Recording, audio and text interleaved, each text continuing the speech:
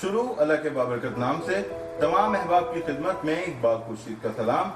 آج ہم بات کریں گے ایک ایسی کتاب پر جس نے خبر دینے والوں کی خبر لی اور سوال پوچھے جواب طلب کرنے والوں سے۔ میں بات کر رہا ہوں اکمل شہزاد گھومن کی کتاب میڈیا منڈی کی۔ یہ کتاب تجزیوں اور انٹرویوز پر مشتمل ہے۔ اس میں معروف کالم نگاروں کے فن کا حقیقت کے عطسے سے جائزہ لیا گیا ہے۔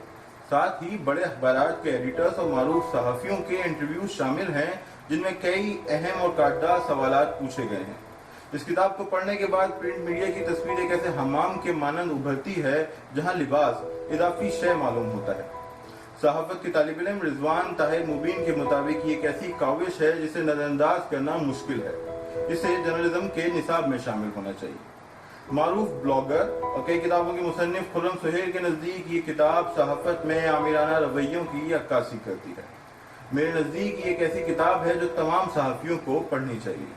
وہ مصنف نے کہیں یہ دعویٰ نہیں کیا کہ یہ کتاب پرنٹ میڈیا کا کلی احاطہ کرتی ہے، لیکن اگر اس میں کراچی کے کچھ صحافیوں کے انٹرویو شامل ہوتے تو یہ اور بھی افیکٹو ہو سکتی تھی۔